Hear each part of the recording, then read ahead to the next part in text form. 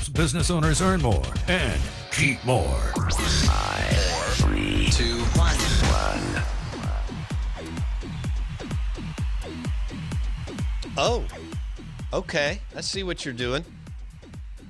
Interesting. Out of Bounds, WRKS, ESPN 105.9 The Zone. We're streaming live on the Out of Bounds radio app. Are we on YouTube? You can watch the show on YouTube. Search Out of Bounds Sports. I think I'm ready. Steve Robertson in 5 minutes. It's a football Friday, and then we've got college football on Saturday and NFL on Sunday. Ooh. Yes, sir. Is that guy locked in or what? He's probably been ready to coach for about 6 months. Do you think he coaches with his shirt off in God, practice? I hope so.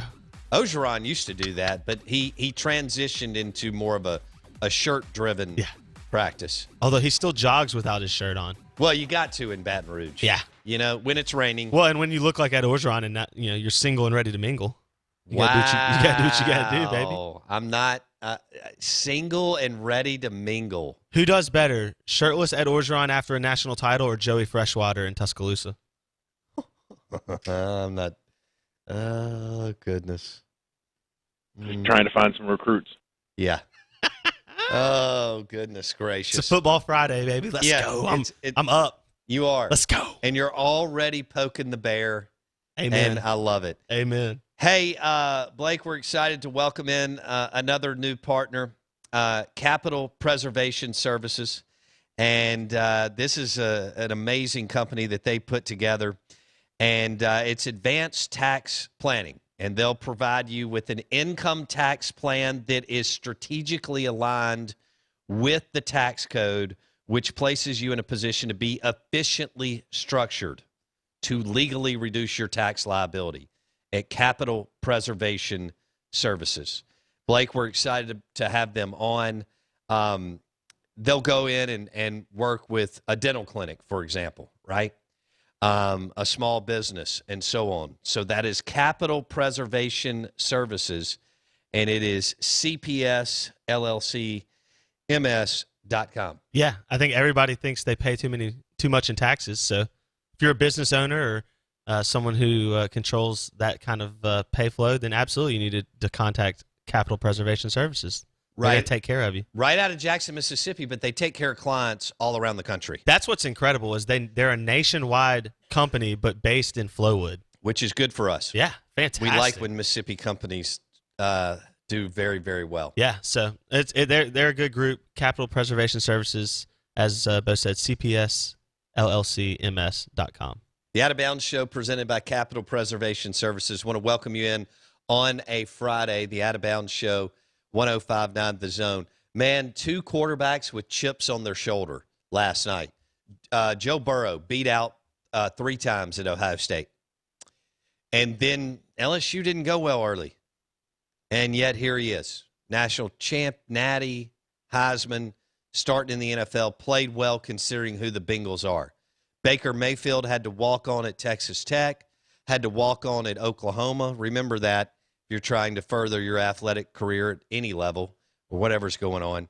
I mean, these two dudes were told no time and time again, and yet they're starting in the NFL. So it's two guys that got beat out or told they weren't good enough for a long time, and now they went head-to-head last night in a game that I thought was very, very, very entertaining.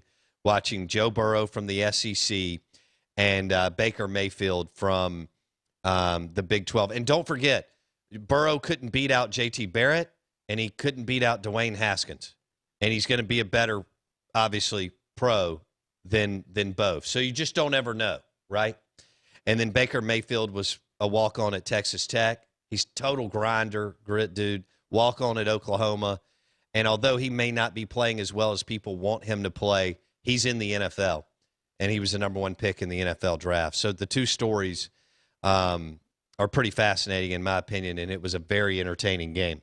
We're going to go to the Parish Brewing guest line in Starkville, Mississippi, and welcome in Steve Robertson, genespage.com, the Boneyard Podcast, 247 Sports, And again, Steve joins us on the Out of Bounds show. Steve, good morning. How are you? Hey, good morning. It's great weather in Starkville today. It's a beautiful day. I hope everybody's getting a chance to recover from that storm. Yeah, I thought that last night too. It felt great outside, and it feels like football, and it did this morning too. So that is exciting. We've hammered the offense with you the last 4 or 5 weeks, and and we will here in just a second. But I'd like to start on the defensive line, and you tell me, who's the most talented defensive lineman on the MSU roster right now? Is it Pickering or is it someone else, Steve? I think long-term it's Pickering. I think he has the highest ceiling of all the guys in the rotation there. But I think that he's the guy that's going to share some time with Jaden Crumedy this year. They're playing a different alignment, so it's a much different deal for those D tackles. But, Crumedy's had a really good camp, and I think he's done some really good things. But I think long-term, when you look at, potential NFL guys that can kind of add to that Bulldog legacy, I think Pickering is the first name that comes to mind. Okay, so there'll be some rotating there with Crumedy, who's a year older than him, or 2? Well, they both played last year. Crumedy redshirted the year, and Pickering played as a true freshman. So they both have a year of SEC play under their belts. Last year that defensive line really took their lumps early on and really struggled to stop the run, but got better as the year went on. And Pickering's a guy too that, let's be honest, he showed up probably a little bigger than he should have, and had to kind of get in the college weight room. So I'm eager to see what he can do this year. But, there'll be a lot of rotation this year, especially in the middle. What are you hearing on Jordan Davis, the transfer from Colin and signed with Alabama out of high school? Yeah, he was Under Armour All-American, of course, signed with Alabama, and then went to Colin. But, yeah, he's done well and is projected to be a starter there. But, still got some room to grow there. And it's how it always is, Bo, with these JUCO guys. It takes about half a year to figure it out. And even guys as great as Montez Sweat and Jonathan Abram, there was an acclimation period before they really got going and became stars. And that second year they were dominant. But it took about half a season to kind of get them going. So they got to adjust to the speed of the game. And they're used to being the guy. They're used to being, the most talented player more times than not when they're on the field. And that's just not going to be the case in the SEC. And so there will be this period, of course, where they'll miss some plays and that sort of stuff. You remember Montez Sweat that first year? I think he led the SEC in quarterback hurries because he was about a step slow getting to the quarterback, and then, of course, was an All-American as a senior. But I think you'll see some of that. I see Jordan Davis kind of in that same light, that he is the guy – probably his best football is ahead of him. Next year, I think he has a chance to be a dominant player, but there'll be some things he has to figure out this year. Steve, couldn't you say the same about McPhee and Autry too? Took him a few games to get into the flow and the mix and understand, what it takes to play in the SEC? Yeah, I think you could make the argument probably took a little longer for Danico Autry. I really don't know if he lived up to his full potential in college. McPhee became kind of the leader of that defense and, was the guy that everybody kind of looked to be an impactful player. But, I think that you're exactly right in what you say. But I think, the learning curve was probably a little steeper for Danico Autry. But both of those guys were great players at Mississippi State, now in the NFL. All right, let's go to offense. I'm already getting bombarded on the text. I mean, it's amazing. Mississippi State for 90 years was known as a defensive team, and now all our listeners are on the edge of their seats this morning wanting to know more about LEach and Costello and what's going on with this offense. Steve Robertson, genespage.com on the Parish Brewing guest line. You're listening to 105.9 The Zone, WRKS, ESPN. Sorry, guys, for asking defensive questions. So, LEach mentioned he was asked, and he mentioned Javonte Payton. Now, last August, you told us time and again that he was going to be the guy, that he had all the tools to be successful in the SEC, and that he could be the next good receiver at MSU. And then we know what happened. Moorhead in the offense just couldn't figure it out. What are you hearing?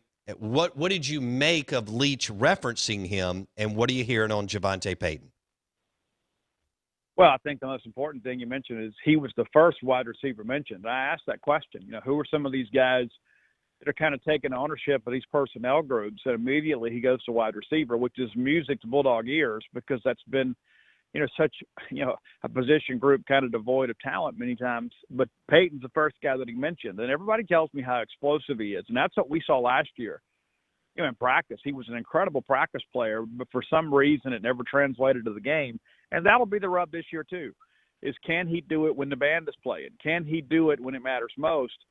But he's having a good camp. And everybody you talk to will tell you, whether it be defensive players or offensive coaches or whoever, that Peyton's a guy that's really beginning to kind of exert himself a little bit. So that's exciting, I think, too. One of the things I love about LEach, too, is there's just not a lot of coach speak with him. And listen, he's got no reason to lie to us.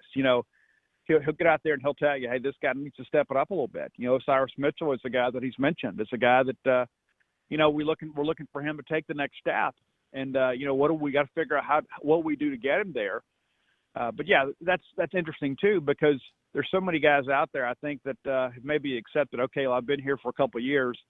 The depth chart is what it is. But, you keep hearing Austin Williams is the most reliable guy and that he's expected to start. And you got Javonte Payton, the guy last year when he was on the field was electric. And so I think that's one of the guys that LEach referenced, kind of without saying it, but some guys that maybe they weren't crazy about last year here at Mississippi State, they're pretty crazy about now. And Payton obviously is a guy that needs to have a big year in order for this Bulldog offense to really roar. Wow. All right. Steve Robertson, genespage.com, the Boneyard Podcast.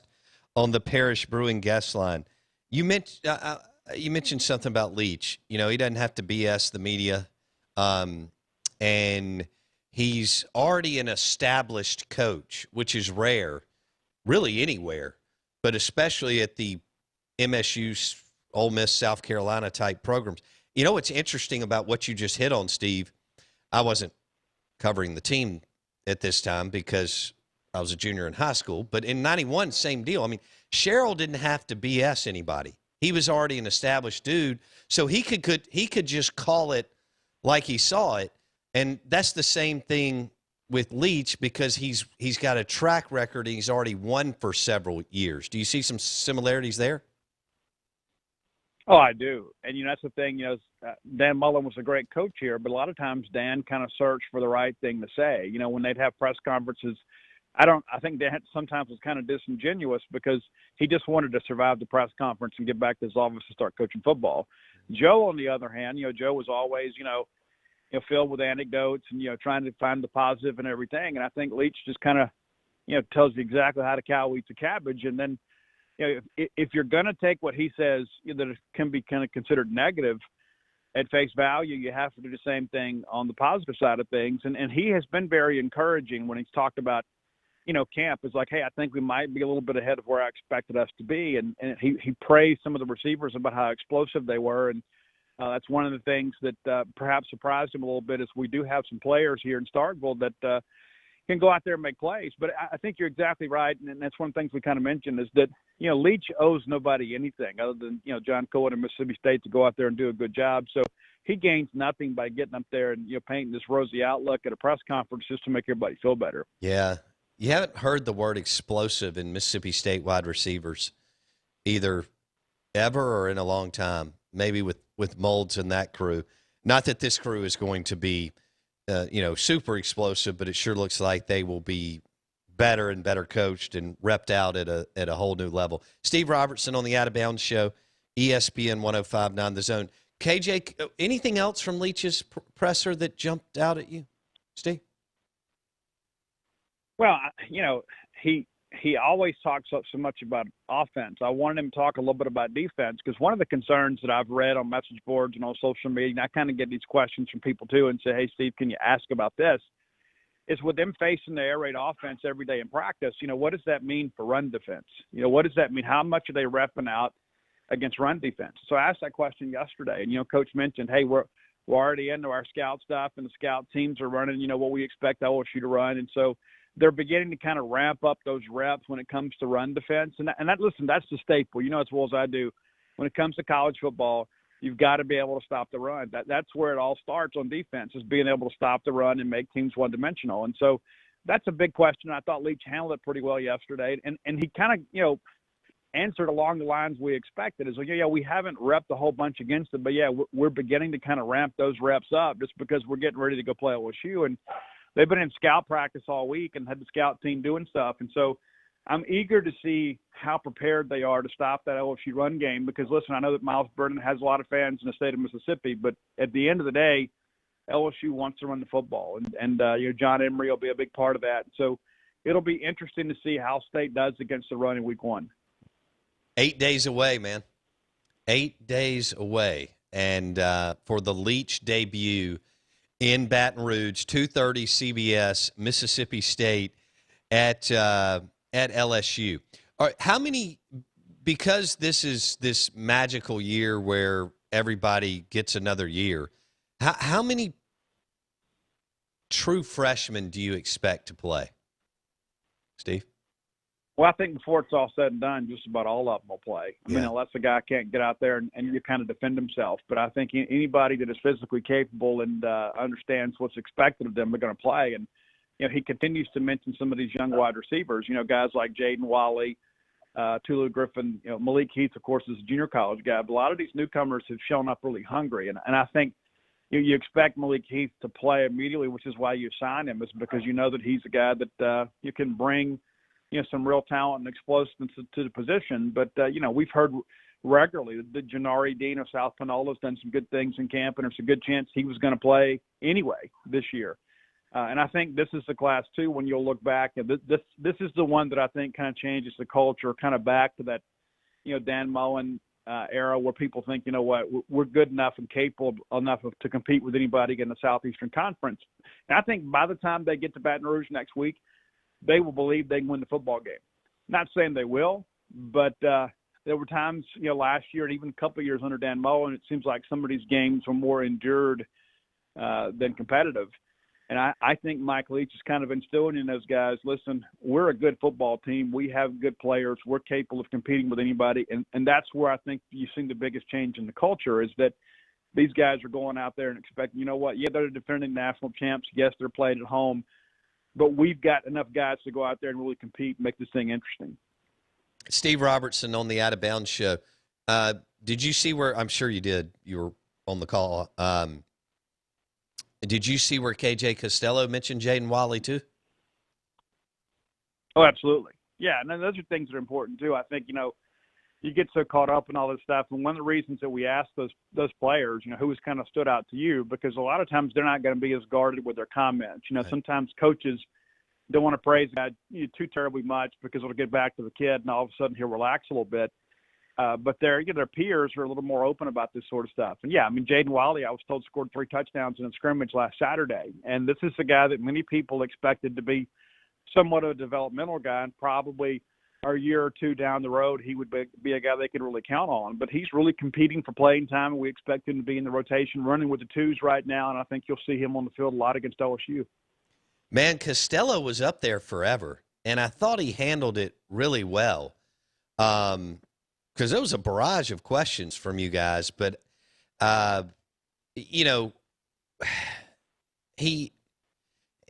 he went through a lot of stuff and was really transparent and honest, but he's, I don't know how good he'll be, on the field, but the kid seems to have a lot of maturity and leadership in him. Is that what I know y'all haven't been able to cover this like you usually do, but is that what you picked up on and or heard from the sources in your program as far as KJ Costello?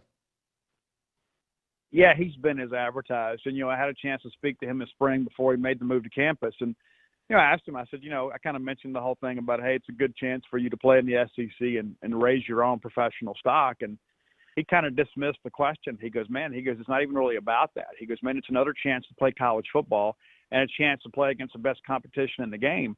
He goes, so, yeah, as a competitor, I'm eager to get out there and go. And I think that's the outlook he needs to have showing up here. If he shows up like he's some mercenary or some quarterback for hire, I don't think that plays well in the locker room. But that had been the case. Everybody's told me how well he's acclimated. I mean, the very first day he's here, he's out here having Mexican food with Will Rogers and Austin Williams and kind of getting to know those guys. And I had several guys tell me he's the guy in the group text saying, hey, let's go throw the football. Let's all get together. Let's go do this. Let's get together and watch some football and that sort of stuff. And so those are the things away from the field that kind of build that esprit de corps, and he's been in the middle of every bit of that. So I guess the question is, can he because the Stanford offense is so much different than the air raid, is the bottom line question, can he process it fast enough and can he get the ball out of his hands quick enough on a rep-by-rep basis to make this offense efficient, Steve? I think so, but I think, again, that's a work in progress. I mean, this is a guy, like you mentioned, he was really in a balanced offense in Stanford where they handed the ball off a lot, and every quarterback wants to throw it. But I think it's just a matter of, kind of getting up to what Leach expects from the quarterback position. And even though he's a veteran and even though he's a guy that's thrown for over 6,200 yards of Division I football, there's a learning process for him too. And so I think my midseason, I think he'll be exactly what everybody expects. Okay. But, there's going to be an adjustment for him too, no matter how talented he is. I mean, listen, we've had some great quarterbacks come through this state, even if they've been on the opposing teams. Look at what Joe Burrow did. I don't know that I've ever seen in my life a quarterback make a jump the way Joe Burrow did. When he came and played here a couple of years ago, he was just an average quarterback. And I don't say that to throw shade at Joe, but, when Joe Brady got there and began to kind of call some plays that kind of fit his skill set, he took this huge jump. Now, I'm not going to say KJ Costello is going to have a Joe Burrow type year, but I think Mike LEach will probably know how to use him better than anybody else ever has. Yeah. This week was the first time I had someone inside the program say, look, there is going to be some growing pains with Costello and the offense, which I think people are so excited maybe they skip that, that phase or stage, but that's just part of it. I think you framed it up well that maybe by game 4 or 5, he could hit his stride. It'll be interesting. Steve, thanks for your time this morning. Appreciate it, man. Always. Take care. Steve Robertson, genespage.com, the Boneyard Podcast. So Costello with this long presser really got into some in-depth things. I thought he handled it well. I mean, he was pretty honest. I mean, here's the deal. Here's who we are, blah, blah, blah. Went in depth on some wide receivers and some other things going on. But, again, Blake, this offense is night and day. Seriously. Absolutely. It's night and day from – I mean, Dan Mullen ran a power zone run with a read option. Like, that was basically what they ran. And Moorhead ran a read option. Is kind of dinosaur-like. Yeah. And well, they are the old-school pro offense. The I formation, you're going to have a tight end almost every play. Maybe some single back, but not very much. 2 tight ends a lot. So you take that's what KJ Costello played in. You take what Mississippi State's used to. I mean, Stanford's boring. Yeah. Let's just say it. Yeah. The Mullen offense more fun than what State's used to. Yeah, but there was more eye candy and more things but going on it was still on the a power edge. run. It was a power run offense. This is a throw the ball 40 times a game or more. If what Joe Burrow did last night is a casual Saturday for KJ Costello this year. Okay. That was fun. Hope you enjoyed the SEC Insider Hit this morning. Brought to you by Capital Preservation Services. Advanced tax planning, provide you with an income tax plan that is strategically aligned with the tax code, which places you in position to be efficiently structured to legally reduce your tax liability. Capital Preservation Services. We're live in the Bank Plus studio. Out of bounds, ESPN 105.9 The Zone. Lee Sterling, handicapper to the gods, ParamountSports.com. He will join us at 8:15.